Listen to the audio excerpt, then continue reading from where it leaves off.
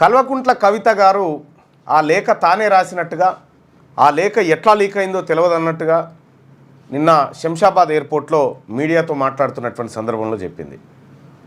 So మొత్తానికి 6 పేజీల లేఖ అయితే లీక్ చేసింది ఎవరు అనేది నాకు తెలియదు అనేటువంటి మాట ఆమె చేసింది. రాసింది మాత్రం నేనే, దస్తూరి నాదే అని చెప్పి కవిత గారు చెప్పింది. అసలు ఏం జరుగుతూ ఉంది, కేసీఆర్ ఫ్యామిలీలో జరుగుతున్నటువంటి అంశాలు ఏంటి అనేటి ఒకసారి పరిశీలిస్తే, ఇక్కడ కల్వకుంట్ల కవిత గారు గత కొంతకాలంగా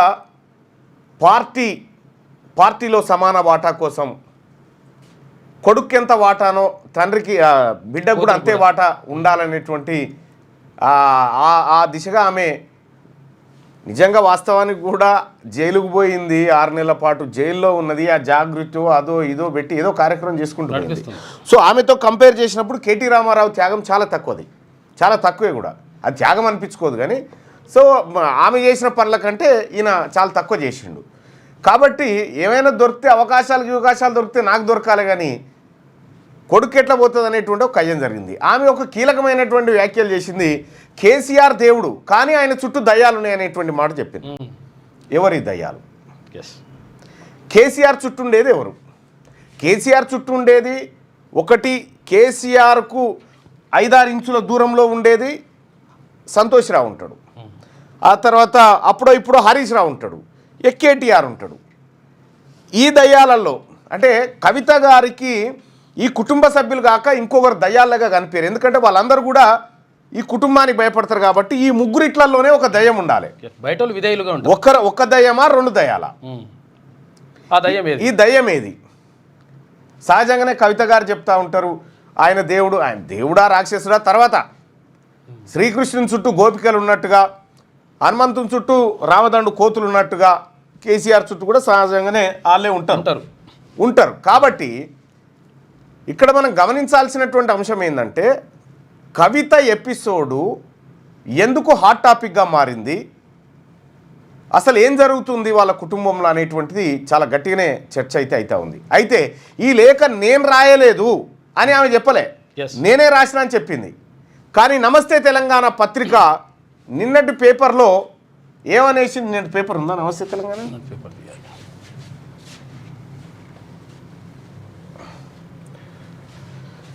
లేఖ కాంగ్రెస్ పార్టీ సృష్టించిన లేఖ అని చెప్పే ప్రయత్నం చేసింది.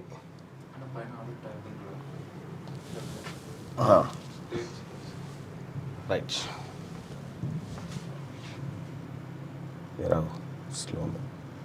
అయితే ఈ లేఖ మేము రాసింది కాదు, కాంగ్రెస్ వాళ్ళు సృష్టించిందని చెప్పి నిన్న నమస్తే తెలంగాణ పత్రిక వేసింది. అంటే దీన్ని బట్టి మనకు అర్థమవుతుంది ఏంటంటే, నమస్తే తెలంగాణ పత్రిక చెప్పాలనుకుంటుంది ఒకటి, కానీ కవిత చెప్పింది ఇంకొకటి. ఇక్కడ అరే ఏంది ఇది?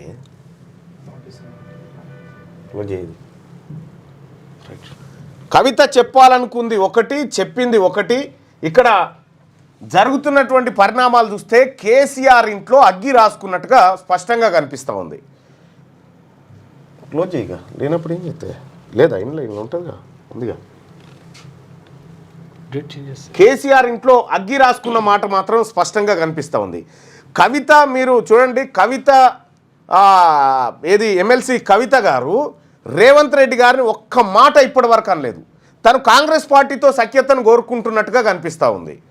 కేటీ రామారావుకు కాంగ్రెస్ పార్టీ అంటే కోపం, ఆయన బీజేపీతో సఖ్యతగా ఉండే ప్రయత్నాలు చేస్తున్నట్టు కనిపిస్తూ ఉంది.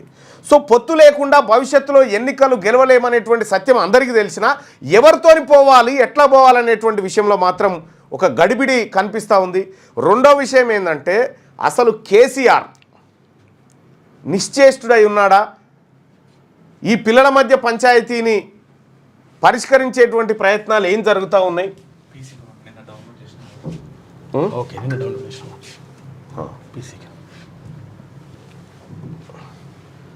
లేక మేము రాయలేదని చెప్పి వాళ్ళు చెప్తా ఉంటే ఇదేగా లేఖ రాసింది నేనే అని కవిత గారు చెప్పడం తోటే దీంట్లో మతలాబ్ను మనం గమనించవచ్చు. లేదన్నా ఆగన్నా, ఏడుందన్నా? రైట్, కవిత లేఖ పేరుతో డైవర్షన్ డ్రామా అని చెప్పి రాసిరు. ఇది 3వ పేజీలో అచ్చా ఇది ఫ్రంట్ పేజ్ ఒకటే ఉంది కదా, ఓన్లీ 1 పేజ్. రైట్. కవిత లేఖ రాసింది కాంగ్రెస్ పార్టీ వాళ్ళు అని చెప్పి నిన్న గగ్గోలు పెట్టినటువంటి నమస్తే తెలంగాణ ఇవాళ కవిత ఇచ్చినటువంటి క్లారిటీ మీద ఏం రాసుకొచ్చింది, ఏమని రాసిందా? అసలు కవిత వార్తే లేదు కదా, ఇంకో మెయిన్ పేపర్ ఎంత ట్యాబ్ బంద్ చేసినాం ఇప్పుడు, ట్యాబ్ క్లోజ్ చేసి వచ్చింది చూడు, ఇదేనా?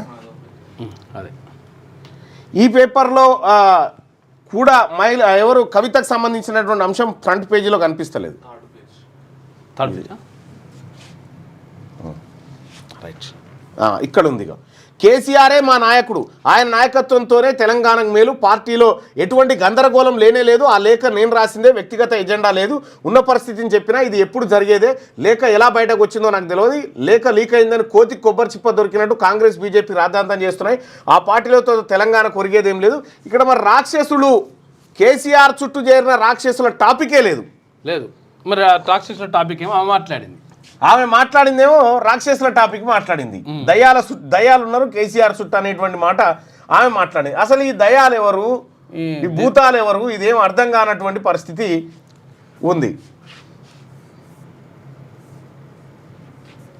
జరా ఇక ఎప్పుడైనా ఇట్లా అంటే ఈ కింద దొరుకుతుంది ఇట్లా.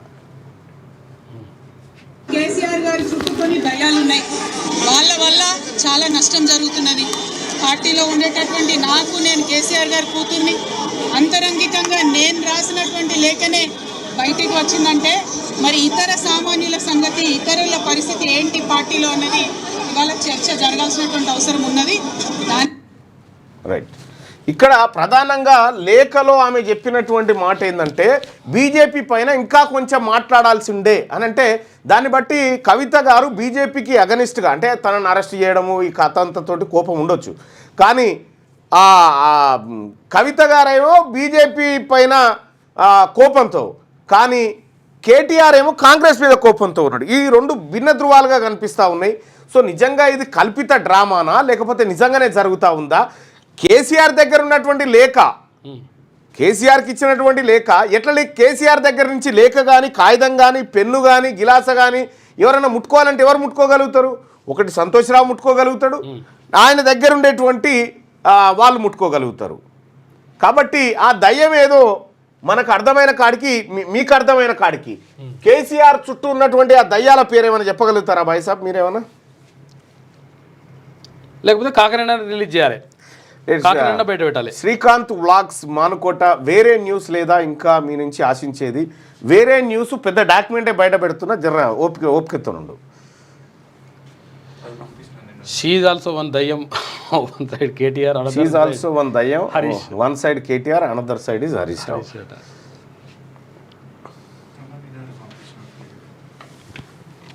ఫుల్ పేపర్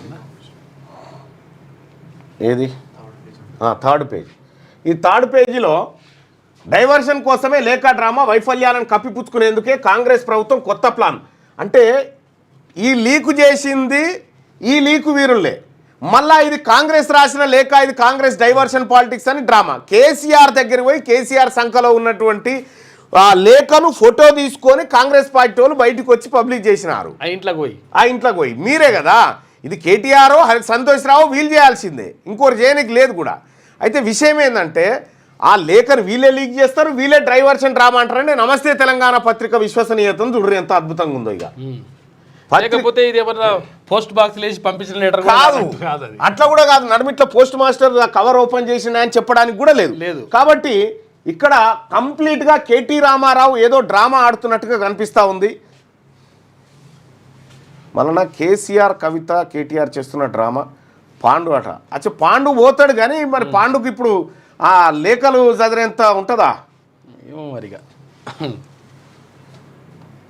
మీ దగ్గరికి వస్తే న్యాయం జరుగుతుంది అనుకో, మీ దగ్గరికి వస్తున్నారు ఓకే, పాండు కాకపోవచ్చు కానీ మొత్తానికైతే చాలా కవిత చెప్పినటువంటి దయ్యం సంతోష్ రావు లేదా కేటీ రామారావు.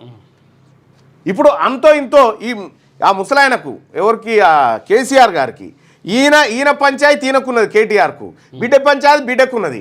అంతో ఇంతో ముసలాయనతో ముచ్చట పెట్టి ముసలాయనకు అండగా నిలబడ్డది ఇప్పుడు హరీష్ రావే కనిపిస్తా ఉంది. ఫస్ట్ నుంచి కూడా అదే ఉంది. ఆ? తెలంగాణ ఉద్యమంలో స్టార్టింగ్ లో కూడా హరీష్ రావే జర అండకున్నాడు. ఇప్పుడు కూడా అదే కనిపిస్తా ఉంది. ఇప్పుడు హరీష్ రావే జర అండగా ఉన్నట్టు మిగతా వాళ్ళంతా కనిపిస్తలేరు. కానీ మొత్తానికైతే అభి నువ్వే లీక్ చేసి ఉంటాను, నేను లీక్ చేసిన అనేకం ఉన్నాయి. ఒకటే నేను వాళ్ళకు ఇప్పుడు చెప్తున్నా చూడండి, హైదరాబాదు ఈ చుట్టుపక్కల ఉన్నటువంటి భూములు ఎంత విలువ తెలుసా? 2 లక్షల కోట్ల విలువైన భూములను ఒక సామాజిక వర్గం ఎట్లా కబ్జా పెట్టింది, విత్ ప్రూఫ్స్ తోటి డాక్యుమెంట్ బయట పెట్టబోతా ఉన్నాం. అంటే ఇయ్యాల కాదు, ఇంకొంచెం అది ఫైనల్ వర్క్ అవుతూ ఉంది. అయిన తర్వాత రేపు లేదా ఎల్లుండి ఈ డాక్యుమెంట్ బయట పెట్టబోతా ఉన్నాం. ఇందులో ఒక్కడు బీసీ లేడు, గుర్తుపెట్టుకోండి. మీ పిల్లలు IIT సెట్ లాంటి కాంపిటేటివ్ ఎగ్జామ్స్కి ప్రిపేర్ అవుతున్నారా? జాబ్స్ కోసం చేసే ప్రయత్నంలో విఫలమవుతున్నారా? ఇంగ్లీష్పై పట్టు సాధించలేక పోటీ ప్రపంచంలో వెనుకబడుతున్నారా? స్టేట్ సిలబస్ అయినా సెంట్రల్ సిలబస్ అయినా అన్ని సబ్జెక్టులు ఇప్పుడు ఒక్క క్లిక్లో. షేక్ స్పైకర్ ఇప్పటి వరకు ఎవరు తయారు చేయలేని విధంగా రూపొందించబడిన సరికొత్త యాప్. ఇప్పుడే షేక్ స్పైకర్ యాప్ని ప్లేస్టోర్ నుండి డౌన్లోడ్ చేసుకోండి. కేవలం 1000 రూపాయలకే 7 ఏళ్ల పాటు సబ్స్క్రిప్షన్ పొందండి.